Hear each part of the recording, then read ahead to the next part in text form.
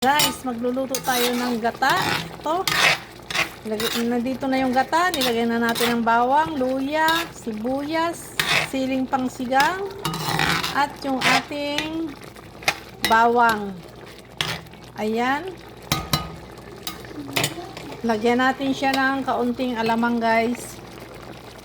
Lagyan natin ng kaunting alamang.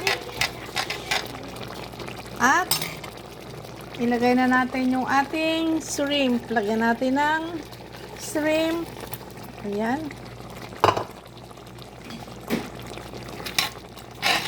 Ito ang ating lulutuing gulay.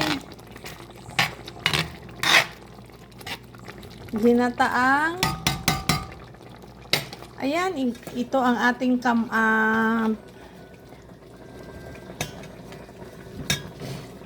meron tayong ditong sitaw at meron tayong kalabasa. At syempre, yung aking talbos ng kamote, ihalo din natin dyan sa ating lulutuing gulay ngayon. Ayan.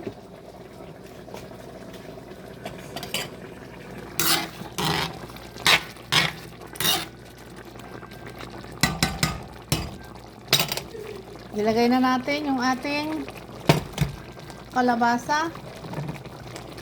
Ilagay na natin yung ating kalabasa at sitaw. Sabay-sabay na natin ilagay dyan.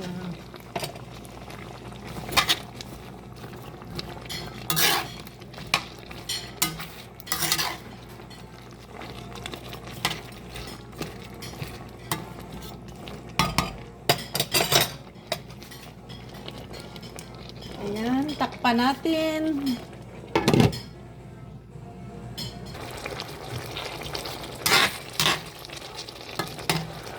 Ayan guys, luto na ang ating gulay. Malapit nang maluto. Ginataang kalabasa with sitaw. At nilagyan ko siya ng talbos ng ating kamote. Ayan, patuyuin lang natin ng kaunti yung kanyang soup. Tikman natin.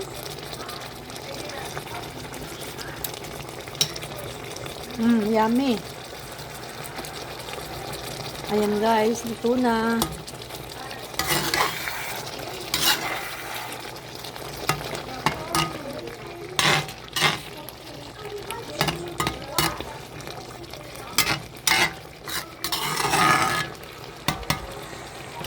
Ayan, luto na ang ating gulay.